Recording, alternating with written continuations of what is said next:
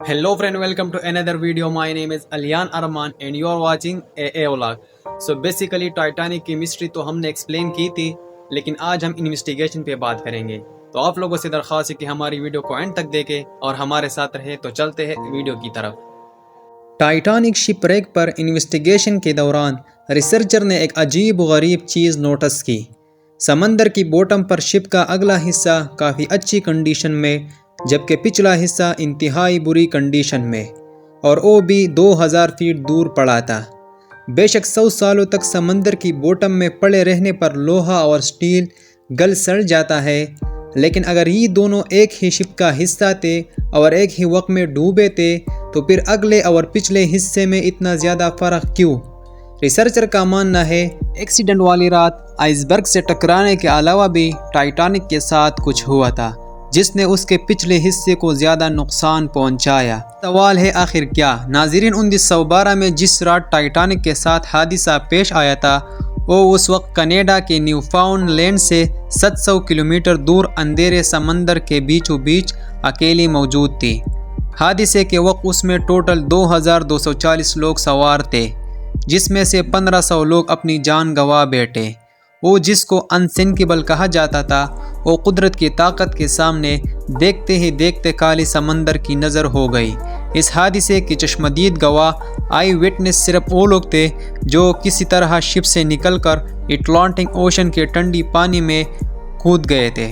Iceberg टकराने से लेकर शिप के डूबने तक जो कुछ भी हुआ, उसका रिकॉर्ड आई विटनेस के सिवा किसी और के पास नहीं था, जो कि खुद ठंडी पानी से लड़ने में मसरूफ़ थे। पहले रेस्क्यू शिप RMS कारपेथिया टाइटैनिक के डूबने के 1.5 घंटे बाद वहां पहुंची थी। वो भी खुशकिस्मती थी कि उनको टाइटैनिक का इमरजेंसी मैसेज भी गया, वरना जो लोग ठंडे पानी में ज़िंदगी और मौत के जंग लड़ रहे थे, उनकी जान भी नहीं बचती, और टाइटैनिक के हादसे के बारे में आज तक किसी को भी मालूम न पड़ता। इन्वेस्टिगेशन के दौरान पहले तो किसी को भी मालूम नहीं था कि शिप के साथ हुआ क्या है, लेकिन फिर बचने वालों ने बताया कि शिप की एक आइसबर्ग से टक्कर हुई थी। इन बयानात के मौका पर मौजूद आइसबर्ग को देखकर कन्फर्म भी किया गया, जिस पर टाइटैनिक के रेड पेंट अभी तक लगा हुआ था। हादसे के बाद आई विटनेस और एविडेंस को देखते हुए इन्वेस्टिगेशन रिपोर्ट में बताया गया कि टाइटैनिक के राइट साइड पे आइसबर्ग ने 300 फुट बड़ा सुराख छोड़ दिया था, यानी टाइटैनिक की पूरी साइड का 1/3 हिस्सा फट गया था। फिर दूसरी तरफ आई विटनेस का कहना है कि शिप को डूबने में करीब 2.5 घंटे लगे थे। इन्वेस्टिगेटर का मानना है कि अगर आइसबर्ग ने वाकई टाइटैनिक पर 300 फुट सुराख छोड़ा था, तो उसको 2.5 घंटे में नहीं बल्कि चंद मिनटों में ही डूब जाना था। फिर सच्चाई क्या थी, ये उस वक्त किसी को भी मालूम न पड़ सका। सच्चाई जानने के लिए ज़रूरी था कि टाइटैनिक शिप को ढूंढा जाए। कई सालों तक टाइटैनिक की तलाश जारी रही, और हर गुज़रते साल ये मिस्ट्री और ज़्यादा संगीन होती गई। आखिरकार 73 साल के बाद जब टाइटैनिक का मलबा मिला, तो ये मेरीन इंडस्ट्री के लिए एक बहुत बड़ा ब्रेक थ्रू था। वो सारे सवालात जो टाइटैनिक अपने पीछे छोड़कर गई थी, उनके जवाबात ढूंढने का वक्त आ चुका था। अटलांटिक ओशन की 4000 मीटर गहराई में पिछले कई दिहाइयों से टाइटैनिक का मलबा काले अंधेरे में मौजूद था।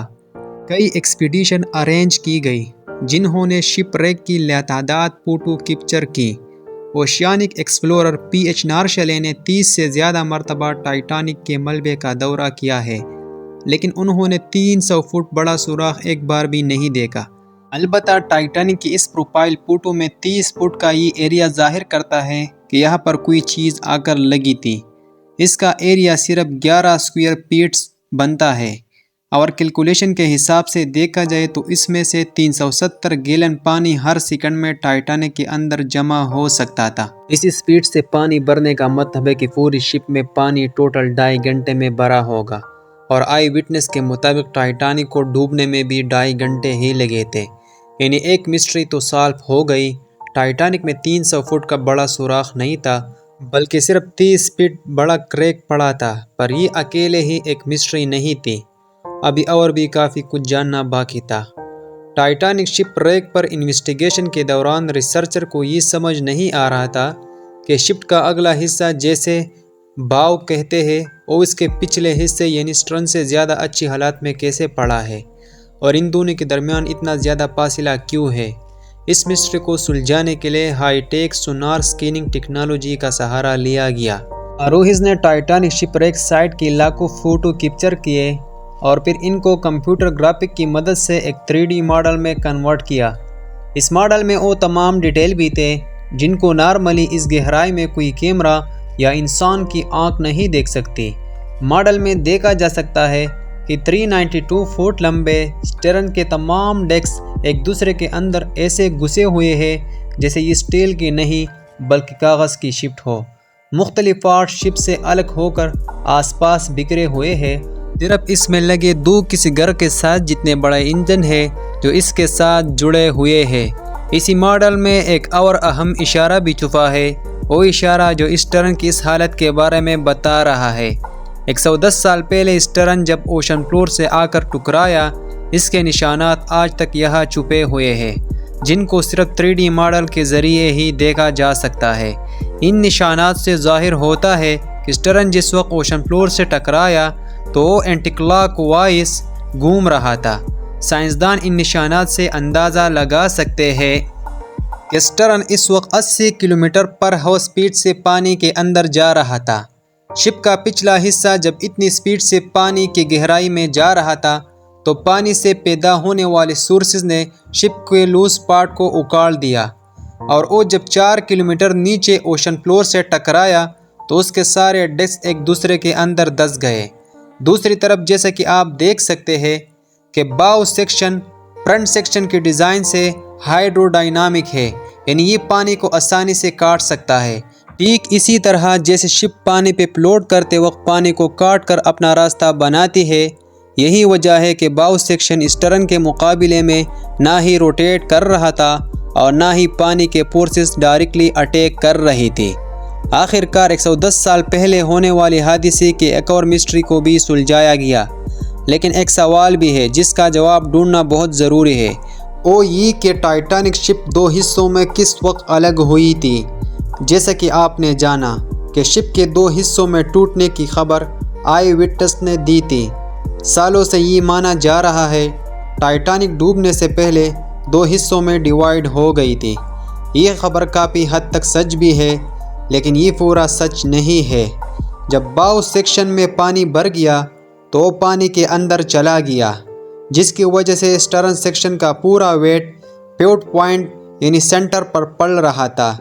یہ سینٹر پوائنٹ اتنا زیادہ وزن برداشت نہ کر سکا اور ٹوٹ کر دو حصوں میں ڈیوائیڈ ہو گیا۔ سونار اسکیننگ سے بنایا گیا 3D ماڈل کچھ الگ کہانی ہی بتا رہا ہے۔ جی ہاں، دیکھا جائے تو ٹائٹینک کے اندر موجود ساز و سامان دور دور تک اوشن فلور پہ بکھرا ہوا ہے۔ اس میں کافی کپ، ڈنر پلیٹ، کینڈلر، ڈیک بینچر اور لوگوں کا پرسنل سامان بھی ہے۔ اس میں سے 90% ایٹم اسٹرن سیکشن کی ہے۔ ٹوٹل 10,000 سے بھی زیادہ ایٹم اس پورے ایریا میں پھیلے ہوئے ہیں، جو قریب 3.2 اسکوائر کلومیٹر کا ایریا بنتا ہے۔ اگر تو یہ سیکشن پانی کے اوپر ہی باؤ سیکشن سے الگ ہو جاتا تو اس کا مطلب ہے کہ اوشن فلور پر پہنچتے پہنچتے اس کا ملبہ 3.2 اسکوائر کلومیٹر نہیں بلکہ اس سے بھی زیادہ بڑے ایریا پر پھیلتا، جیسا کہ آپ اس اینیمیشن میں دیکھ سکتے ہیں۔ زیادہ ایکسپرٹ کا ماننا ہے کہ یہ سیکشن ٹوٹ تو پانی کے اوپر ہی گیا تھا، لیکن یہ باؤ سیکشن سے الگ اوشن فلور کے قریب آ کر ہوا ہے اور پھر روٹیٹ ہوتا ہوتا اپنی ڈائریکشن بدل گیا اور 2000 فیٹ دور جا گرا۔ آج RMS ٹائٹینک کی باڈی پوری طرح سے رس ہو چکی ہے۔ سائنسدانوں کا ماننا ہے کہ اوشن کی اس گہرائی میں آکسیجن بہت کم ہوتا ہے، جس کی وجہ سے ریسٹنگ پروسیس بھی بہت سلو ہوتا ہے۔ لیکن زنک کے کچھ سیمپل کو نکال کر جب ٹیسٹ کیا گیا تو معلوم پڑا کہ زنک بیکٹیریا سے ریلیز ہونے والے آکسیجن کی وجہ سے لگا ہے۔ ایکسپرٹس کا ماننا ہے کہ جس تیزی سے یہ زنگ لگتا جا رہا ہے، آنے والے چند سالوں میں ٹائٹینک کے سارے فلور ایک دوسرے پہ گر جائیں گے اور پھر یہ اپنی اصلی شکل ہمیشہ کے لیے کھو دے گا۔ امید ہے کہ آپ لوگوں کو ہماری یہ ویڈیو پسند آ گئی ہو۔